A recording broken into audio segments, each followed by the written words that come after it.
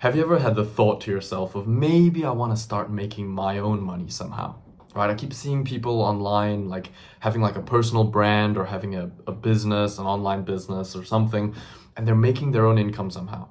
Right? Have you ever sat down and just had the thought, maybe I want to start making some kind of income that's my own, right? That isn't in the hands of somebody else, right? It isn't your employer, right? You're not relying solely on the income that comes from your job. I live in Singapore. In Southeast Asia, there's a really big e-commerce company, kind of like an online shopping store called Lazada. They recently, I think earlier this week or last week, they just laid off like 100+ employees just at the drop of a hat. Bam. Laid all of them off. No warning, no nothing. They came into the office on Monday at the start of the new year. Boom, sorry, you don't have a job anymore. Right? That's terrifying. But ultimately, if you're one of those people who got laid off, you have to take the accountability in some sense to say, look, I didn't plan anything out. I didn't have any contingency plans. I didn't have any backups. I'm not making my own income somehow on the side. I was relying on the income from my job. That employer, that billion-dollar mega corporation that honestly doesn't give two shits about whether you live or die, right? Because if they have to lay you off to keep the business alive, they will, right? And they did. So you have to some sense have some kind of accountability and say, look, well, I didn't have any contingency plans. I wasn't making income any other way. I was putting my financial destiny and my financial future in the hands of somebody else. In this case, a mega corporation that doesn't really give two shits about you, right?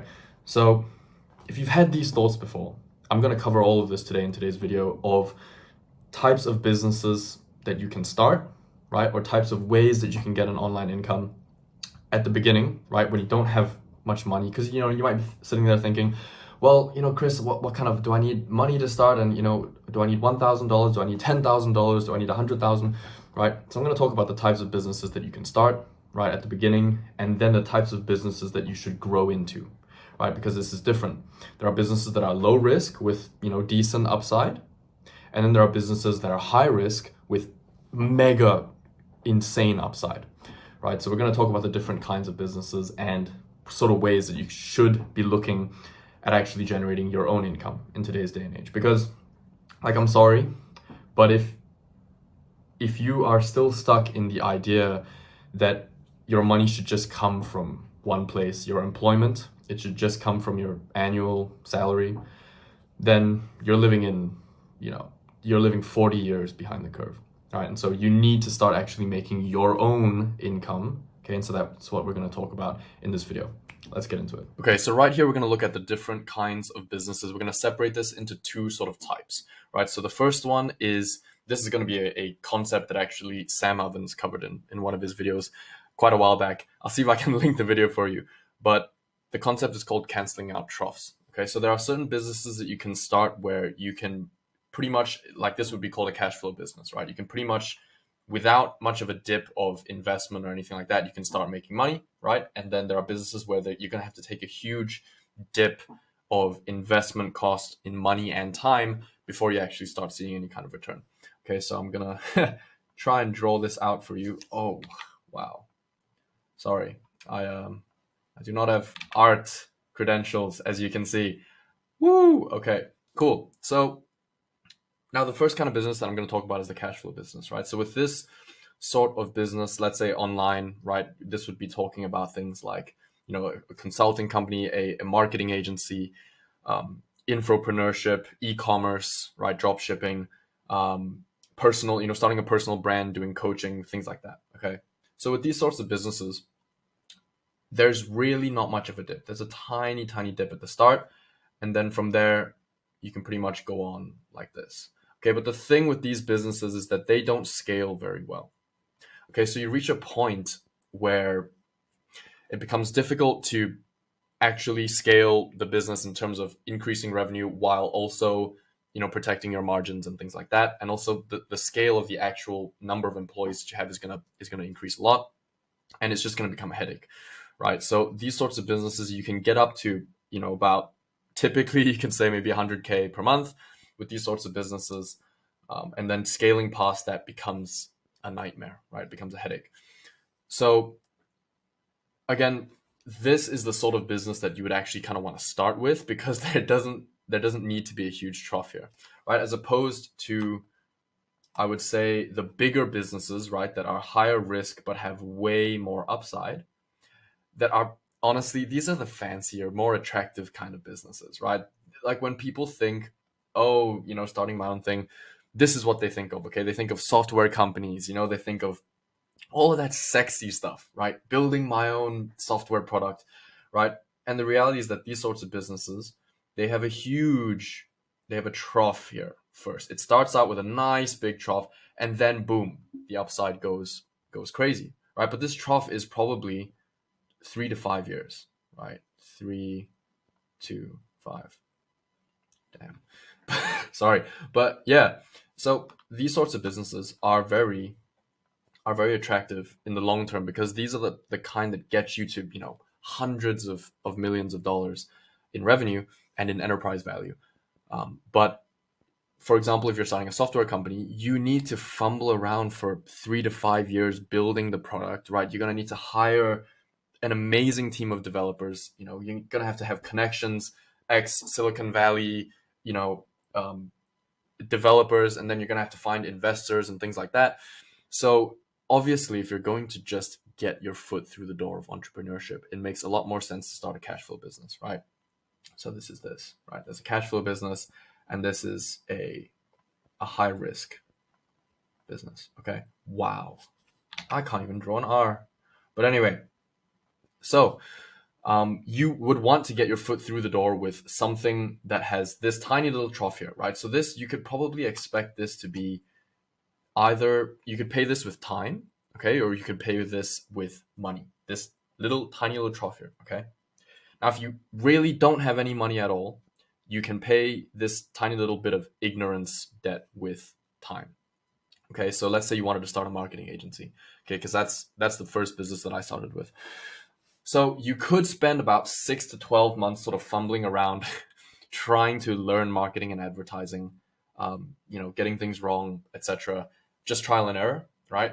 Or you could pay this little trough out of your own pocket if you have money, right? You could pay a mentor, an expert to learn these things. Okay, I would actually really highly suggest this, because out of the two things, money and time, right, you spend the one that you value the least. Okay, and I don't need to tell you which of those two things successful people always value more. It's their time.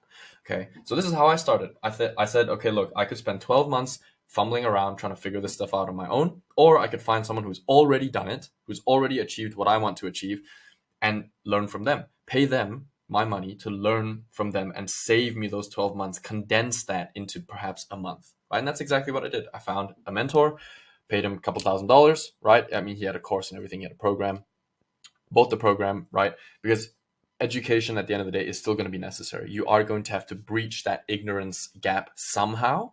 It just depends whether you want to do it with time or with money.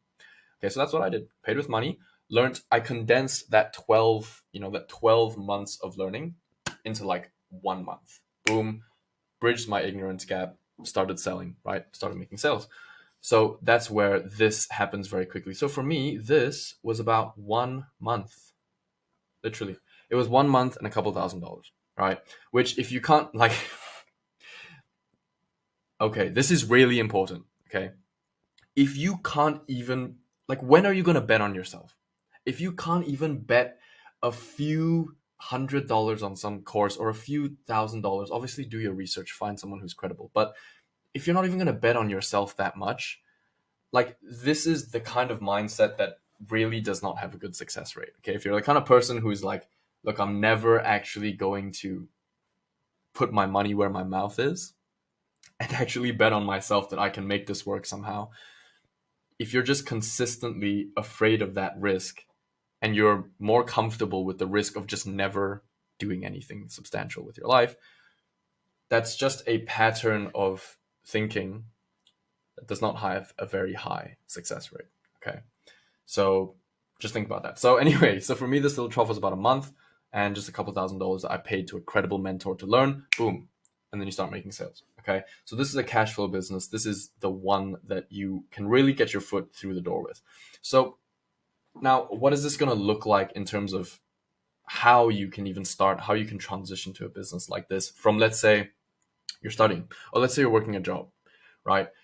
I'm going to talk about something called the hedge method, which Alex Becker, who's another entrepreneur, YouTuber, he talked about this hedge method before. Okay, so I'm going to draw another diagram for this. So you can do this hedge method. Okay, there's pros and cons. So I'm going to talk about this. So we're going to call this H. Okay, so the H graph, the hedge graph.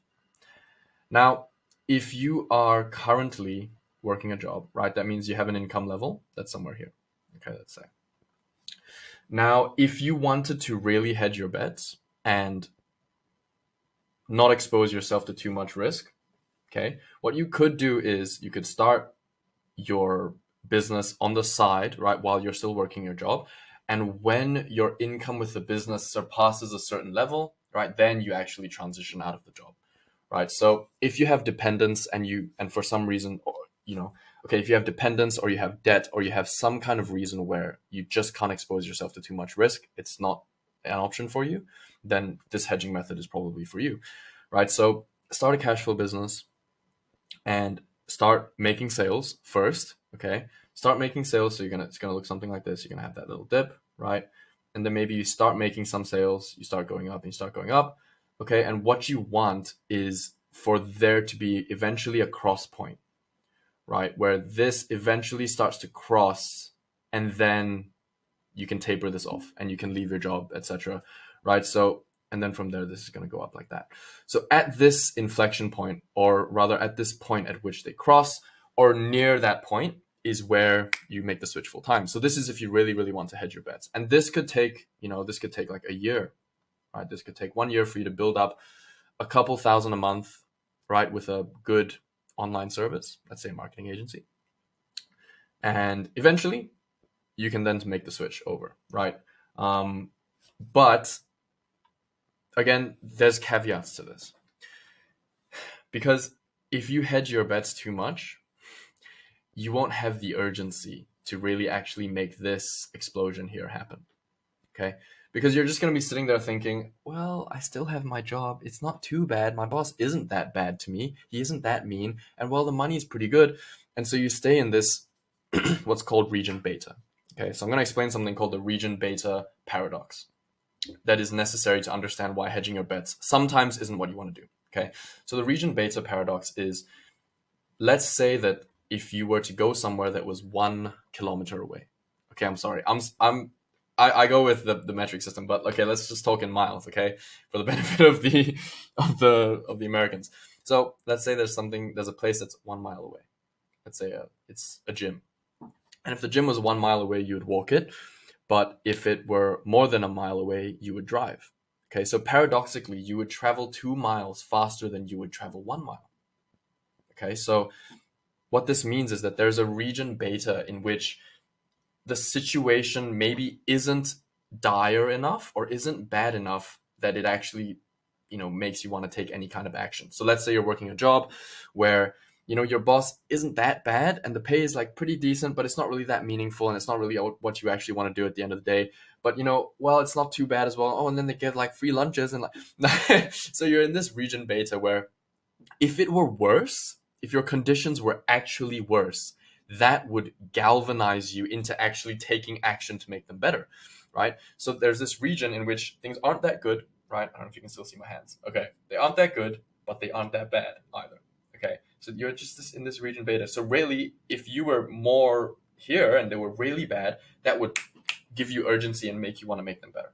Right. Another example, relationships. Let's say you're in a relationship with a partner, you've been together for maybe 2 years, and well, at the end of the day, I mean, you're still there for each other, and you do love each other, but it's not, I mean, it's not too bad, but you actually don't really think that you can marry them, and you're pretty sure there are a couple of things that you actually want so you get the point, right? You're just in this sort of, well, it's okay, it's not too bad. Well, they do kind of mistreat me every now and then, but so the reality is that if that situation were actually, if the circumstances or your reaction to those circumstances were actually more severe, then perhaps that would actually make you do something to make that relationship better, right? To actually solve the problems. Or if those problems aren't solvable for whatever reason, then actually leave the relationship, right? So don't get stuck in this region beta is what I'm trying to say. Okay. The danger of hedging your bets like this is that you might be stuck in region beta for too long. And then you never actually let the business take over, because in the back of your mind, you're like, well, I could just, it's not so bad. I don't really have to work that hard. So that's where you have to be careful here. Okay. So just going back to these two diagrams really quickly. If you have big aspirations with business, what you want to do, or what Sam Evans sort of talked about, is the canceling of the troughs method. Okay. And so what that is that you start with a cash flow business. So like this. Okay. And that cash flow business can eventually cancel out the trough here. You want it to look something like this, right? So that the net graph is going to look like this. Boop, right? And everything here is canceled off. Because if you, let's say, have big aspirations to start a software company, but you don't know how to be a good CEO, and you don't have connections, and you don't have actual money, and you need to go and find investors, like, here's the thing. Do you want to give up equity in your company? A whole bunch of it, right? To just some folks in Silicon Valley or something, and lose control, not maintain control of your company, just because you couldn't put in a couple of years first into a kind of cash flow business? Because you could do this, right? And then you could take this money that you made here and invest it, right, yourself. You be your own investor, right? So the income that you're making from the first business will then cover and cancel out all of the investment that you require for, let's say, your software company, right? So then you're paying the developers. You are the investor, right? So that's something to consider.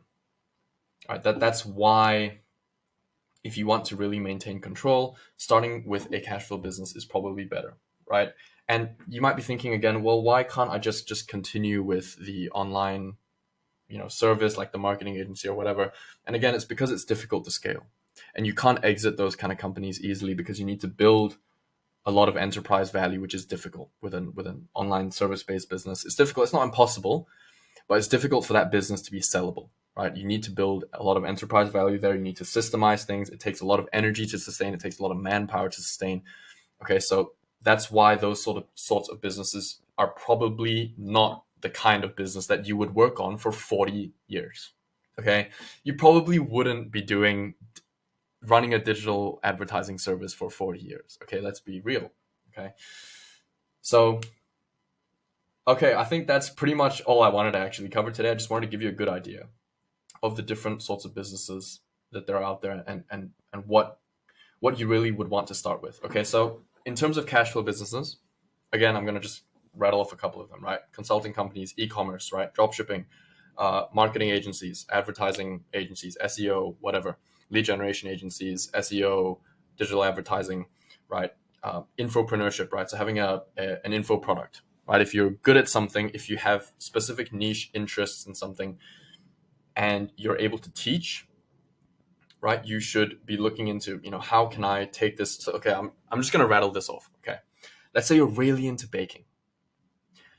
You could start a baking brand, right? A personal brand where it's just you doing some cool baking stuff, and like, hey, so like I tried this recipe today, and well, it wasn't really that good, but then I added this special ingredient here, and I noticed that it actually tasted much better. Or, the flour, the cake, damn, I don't know enough about baking.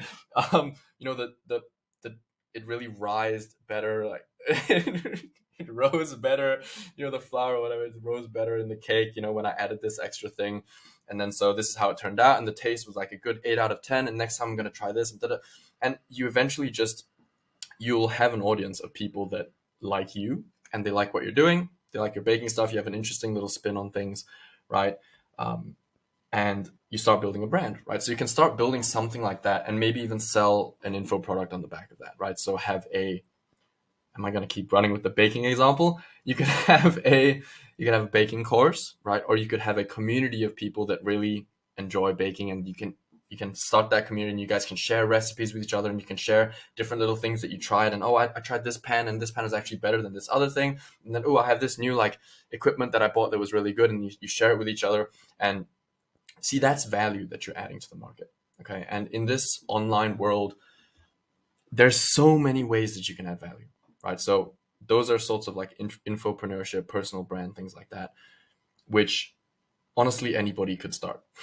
Like anybody could start, and the amount of money that you could make as let's say a baker versus someone who is baking and teaching that baking and has a online personal brand for that, the amount of money that you could make on the latter is 10x the amount of money that you would make as just a baker. Okay, so this is the world of opportunity that we live in with the online space. It is extraordinary. Okay, the amount of opportunity is endless. So just think about those things. Understand that these different categories of businesses exist. So if you have fantasies of starting, a huge $100 million enterprise, then just know that this is where you're probably going to start. You're probably going to start that business might not be the first one that you start. It might be the third, it might be the fourth, it might be the second, right? But it probably won't be the first, especially if you want to maintain control of your company, right? And not give that up to investors. Okay, so I hope this video was helpful. If it was, be sure to do all that stuff, right? Like, subscribe, etc. And actually, if you're interested in having any kind of mentorship, I'm actually opening up just a couple of slots, all right? Only 5 slots for actual mentorship recently. So this is going to be about business. It's going to be business, fitness, relationships, and just masculinity in general. Okay, so if you're looking for some kind of guidance on starting your online business or even just running your current one, or your self-improvement journey in general, then I'm actually opening up some spots for that. My Instagram is in the description. You can just shoot me a DM if you'd be interested in that. And if not, I'll see you in the next video. Peace.